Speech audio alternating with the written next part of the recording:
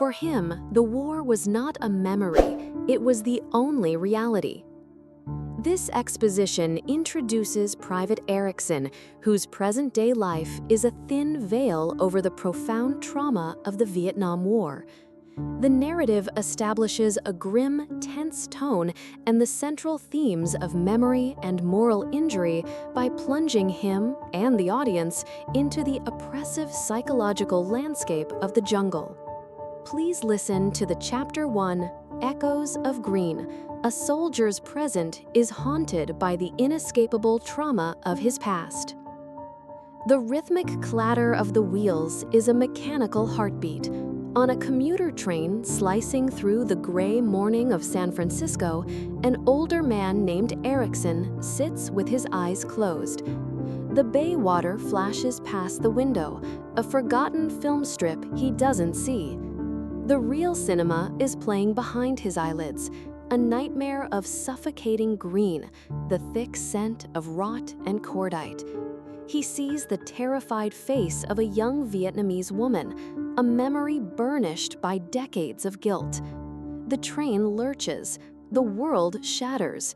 The sterile air of the train vanishes, replaced by a second skin of humidity so thick it feels like drowning. He is 19 again, young Erickson. The sun is a merciless blade, cutting through the dense jungle canopy in sharp, blinding shafts. Dust motes and pollen dance in the beams, while all around them, shadows deepen and writhe, hiding unseen threats. The air is a cacophony, the buzz of insects, the drip of water, the wet squelch of his boots in churned mud. His faded olive-drab fatigues are stained dark with sweat, clinging to his wiry frame. He moves with his platoon, a tightly wound knot of boys pretending to be men. Their leader, Sergeant Meserve, walks ahead. Meserve is a man whose chilling competence is a thin veneer over a core of simmering rage. He navigates the labyrinth of booby traps and enemy tunnels with an expertise that is both reassuring and terrifying. His authority is the only thing holding back the chaos that gnaws at the edges of their sanity.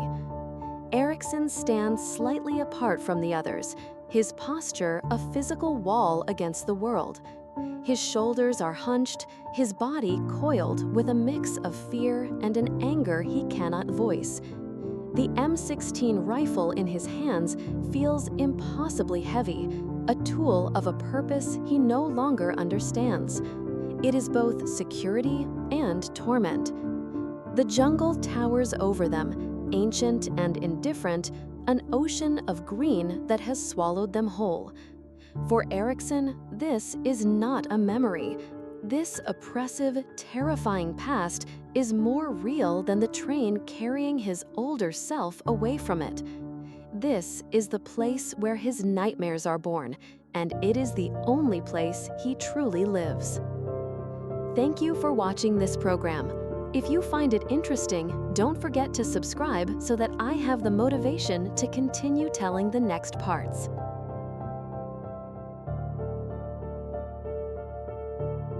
The man who saved his life now demanded his soul.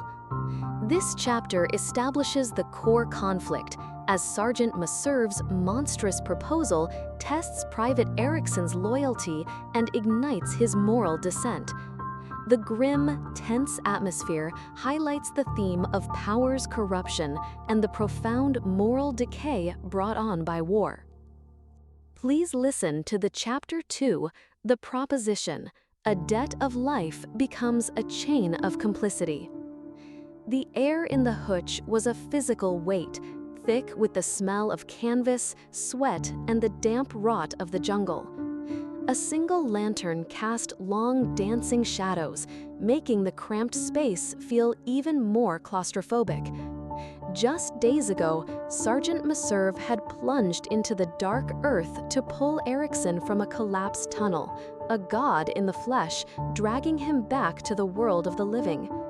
Now, that same god sat on an ammo crate, his face carved by the lantern's glow, his authority an undeniable force in the suffocating heat. The news had landed like a physical blow. Their leave was canceled. The promise of a brief escape of clean sheets and cold beer had vanished, leaving a sour, volatile emptiness. Meserve let the silence fester, his gaze sweeping over the tired, grimy faces of his squad: Clark, Hatcher, Diaz, and finally Erickson. He leaned forward, his elbows on his knees, and his voice, when it came, was chillingly calm, a blade cutting through the oppressive quiet. He spoke of recreation, not the kind the army sanctioned, but a kind they would seize for themselves. His words were simple, logical, and utterly monstrous. They would go on a patrol to a nearby village. They would find a girl. They would bring her back. The proposition didn't explode into the room. It seeped into it, a venomous gas poisoning the air, clinging to the canvas walls. The other men were still, their expressions unreadable in the dim light, their silence a form of consideration, a slow turning over of a dark, tantalizing stone. For Erickson, the world stopped. The weariness in his bones turned to ice. He sat bolt upright on his cot, his posture of deference shattered. The face of the man who had saved his life now looked like a grotesque mask. The debt of gratitude he felt twisted in his gut, becoming a chain of complicity pulling him down into this new, unimaginable hell. His mouth went dry, his jaw tightening until it ached. His wide, haunted blue eyes, fixed on Meserve, reflected the flickering lantern light and a profound, silent horror. His hands, which had been resting loosely, clenched into white-knuckled fists on his knees, the only protest his paralyzed body could form. His gaze drifted to his M16 leaning against the cot. The weapon, a familiar weight and an extension of his body, suddenly seemed alien, a heavy, damning object that connected him to this moment, to this plan. The other soldiers shifted, a subtle murmur of assent passing between them, their allegiance to Meserve absolute. Erickson was alone, an island of dissent in a sea of silent agreement. The external conflict was no longer a distant threat in the jungle. It was here, in this suffocating room, a stark choice between the man he owed his life to and the last remnants of his own humanity. Thank you for watching this program. If you find it interesting, don't forget to subscribe so that I have the motivation to continue telling the next parts.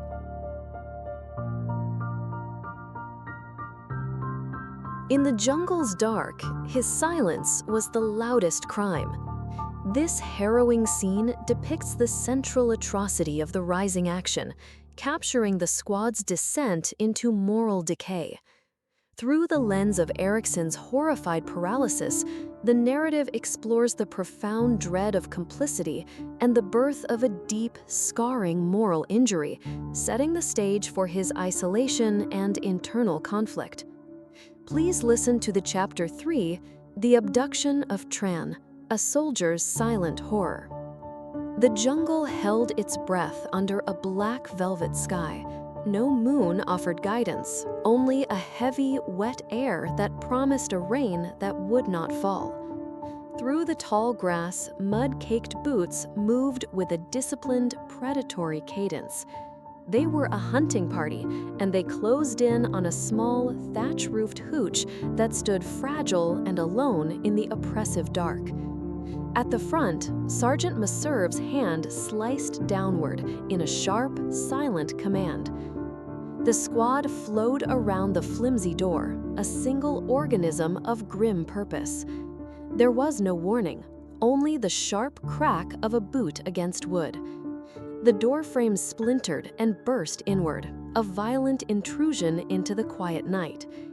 Inside, the world became a chaotic dance of light and shadow.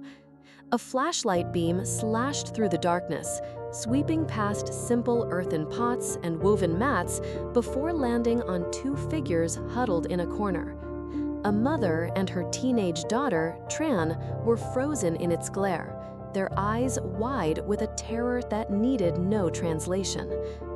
The mother lunged forward, a shield of flesh and sound, a torrent of desperate Vietnamese pleas pouring from her lips. The words were a river of panic, a universal prayer for her child's safety, but the soldiers were deaf to it. Corporal Clark, his face a mask of cold indifference, shoved the woman aside. She stumbled, collapsing onto the dirt floor. Rough hands, strong and merciless, seized Tran. Her small frame fought against their brute strength, a sharp, terrified cry escaping her lips before a hand clamped over her mouth, muffling it into a desperate whimper. But in the ruined doorway, Private Erickson stood perfectly still. He was a silhouette framed against the jungle's impenetrable darkness, a statue carved from horrified disbelief. His M16 was held at a low ready, but his arms were rigid, locked. His entire body refused to obey. The chaos inside the hooch, the grunts of his comrades, Tran's muffled struggles, the soft thud of her bare feet scraping the earth, seemed to swirl around him, the sounds fading to a dull roar in his ears. His blue eyes were wide, reflecting the frantic, bouncing light. A muscle spasmed in his jaw, clenched so tight it ached. He was a witness, and his silence was a scream trapped in his throat. The squad dragged their struggling captive out into the night. Meserve, Clark, Hatcher, and Diaz moved past him like phantoms passing through his personal hell. No one met his gaze. No one acknowledged the soldier frozen in the doorway, the one who was still there, but no longer one of them. Erickson remained, a lone figure framed by the violation he had watched unfold.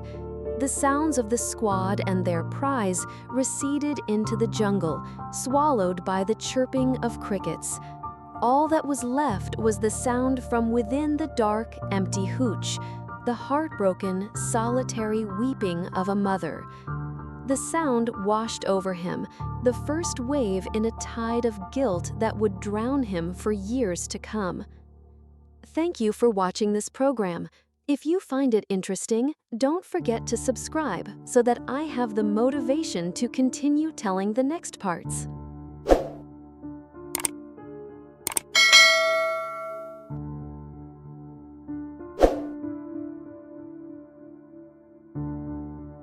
His desperate act of courage sealed her tragic fate. This narrative captures the story's harrowing climax, depicting the squad's final descent into dehumanization and the catastrophic failure of a soldier's desperate moral protest. The atmosphere is one of profound dread and gut-wrenching despair, reflecting the themes of complicity and indelible moral injury.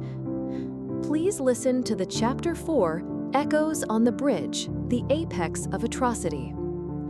The railway bridge was a skeleton of rust arching over a sluggish, murky river, a man-made scar on the face of the jungle. Here, under a suffocating sun, the squad's patrol moved with a tense, ragged rhythm. With them was Tran, their captive, her small frame racked by a persistent, dry cough. Each raspy sound pierced the oppressive humidity, grating on the frayed nerves of the soldiers. It was no longer the sound of a sick girl. It was a liability, a noise that could betray them to an unseen enemy. Corporal Clark detached himself from the group. His movements were deliberate, chillingly calm. He unshouldered his rifle, and the metallic click was unnaturally loud in the tense air. A sharp glint of sunlight flashed off the steel barrel. In Sergeant Meserve's hard eyes, a silent order was given and received. There was no discussion, only a cold, unspoken consensus that this problem would be erased. For Private Erickson, time fractured. The world slowed to a crawl, the humid air growing thick and heavy, pressing in on him. The distant hum of the jungle seemed to distort into a low, threatening drone. He saw the tremor in Tran's shoulders, the pitiless set of Clark's jaw, the casual cruelty in the faces of his comrades. He was paralyzed, a silent witness cemented to the spot by a horror too profound for words. His own rifle felt like a lead weight, a tool of oppression he was forced to be a part of. The scream was trapped in his throat. But as Clark raised his weapon, something inside Erickson shattered. He was not a hero, not a savior, but he could no longer be a silent accomplice. In a single, convulsive movement, he wrenched his M16 upward, his face a mask of raw anguish. He fired a burst not at his comrades, but into the empty air.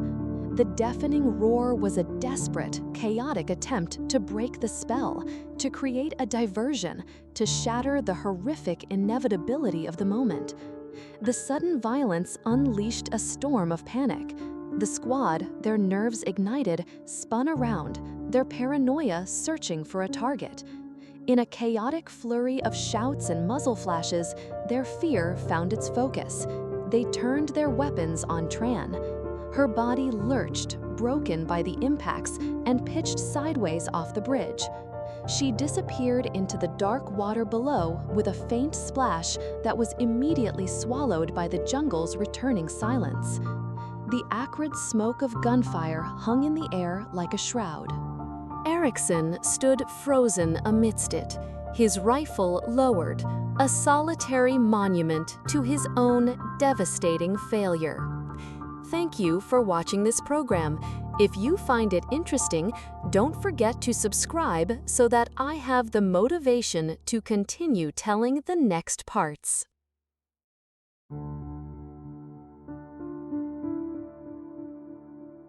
In the court's cold silence, a war still raged in his mind. This chapter depicts the somber falling action, where the raw trauma of war is filtered through the cold, procedural machinery of a court-martial. The grim, tense tone underscores the themes of moral injury, inescapable guilt, and the hollow nature of institutional justice. Please listen to Chapter 5, The Machinery of Justice. Following a brutal battlefield crime, Private Erickson's war shifts from the jungle to a sterile courtroom, where the heaviest weapon is his own testimony. The humid, chaotic green of the jungle is gone, replaced by the silent, suffocating order of a military courtroom. Dark wood panels swallow the sound. Polished floors reflect the cold, unforgiving glare of overhead lights, making the air itself seem chilled. The room smells of old paper, floor polish, and the heavy weight of consequence. This is the place where horror is translated into procedure, where sin is filed into record. At its center, seated alone on the witness stand, is Private Erickson. His Class A dress uniform is a cage of crisp olive green, its polished brass buttons gleaming like cold, distant stars. He sits ramrod straight, a perfect soldier, but the perfection is a fragile shell. His knuckles are white where they grip the wooden rail. A single muscle trembles almost imperceptibly in his clenched jaw. His face is pale under the institutional lighting, but it's his eyes that tell the real story, wide, blue, and fixed on a point far beyond the panel of judges, seeing not a courtroom, but a steel bridge and a falling shadow. A microphone, cold and metallic, waits before him. When he speaks, his voice is unnervingly steady, a low, level tone that cuts through the room's profound silence. He does not shout, he does not weep, he simply recounts the events, his words painting a picture of a squad's descent into darkness, of a leader's rage curdling into monstrous action. With each sentence, the chasm between his calm delivery and the brutality of his memory widens. A faint, high-pitched ringing, a sound only he can hear, hums beneath his words, a permanent echo of the gunfire. He never looks at them. Across the room, Sergeant Meserve, Corporal Clark, Hatcher, and Diaz sit together, a single, solid block of defiance. Their faces are impassive masks, wiped clean of emotion. They listen to the recounting of their crime as if hearing a story about strangers, their stillness a wall of shared, unrepentant silence. They are no longer his brothers in arms. They are the ghosts he must now chain to the truth. A court stenographer's fingers dance across a keyboard, her expression neutral as she transforms the unspeakable into neat, orderly text. This is the machinery of justice, grinding forward without passion or catharsis. Erickson continues to speak, his voice a steady drone in the sterile air. But the true testimony is in his haunted gaze, a silent scream into the void of a room that can punish a crime but never erase the stain of its memory. Thank you for watching this program. If you find it interesting, don't forget to subscribe so that I have the motivation to continue telling the next parts.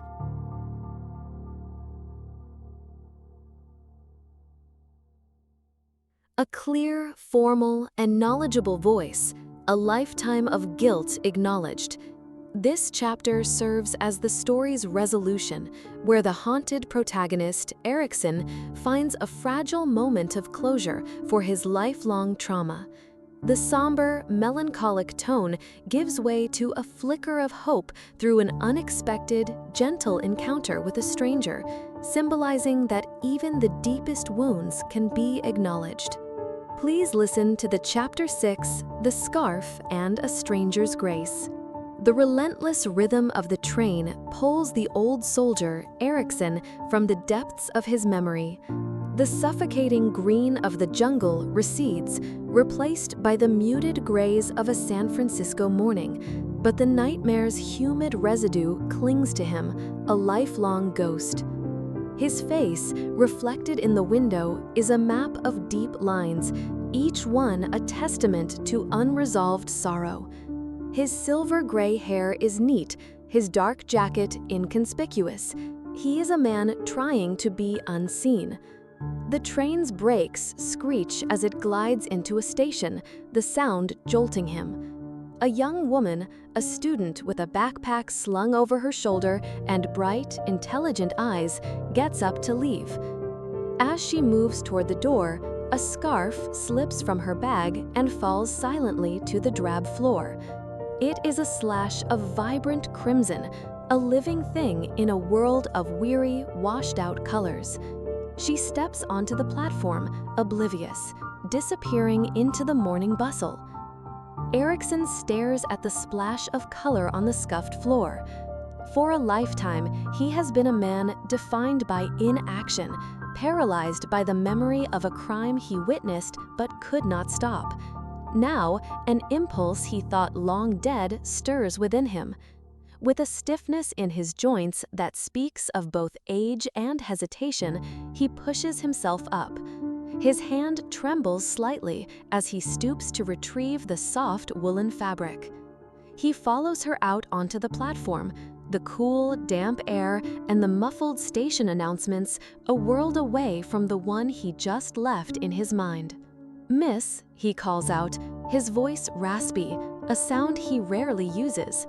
The young woman turns. For a heart-stopping second, in a trick of the overcast light, her face carries a fleeting, ghostly resemblance to Tran. The illusion makes him freeze, his breath catching in his throat.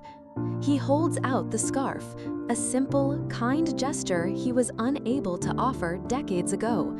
She takes it with a small, polite smile. But then, her smile falters as she truly looks at him, seeing past the worn jacket to the profound, unshakable sadness in his eyes, a sorrow that seems to transcend the simple moment. Her expression softens into one of genuine, gentle empathy. "It's over now," she says softly, her voice a balm, perhaps thinking he's lost in a bad memory. "Your nightmare is over." The sounds of the station fall away into a profound silence. Her words, spoken by a stranger with an unknowing connection to his deepest trauma, land with an unexpected grace. They are not an absolution, but an acknowledgement. For the first time, someone else has seen the nightmare. He watches her turn and melt into the city's crowd, the fragile moment of closure, a single, quiet note of hope in the long, somber symphony of his guilt. Thank you for watching this program. If you find it interesting, don't forget to subscribe so that I have the motivation to continue telling the next parts.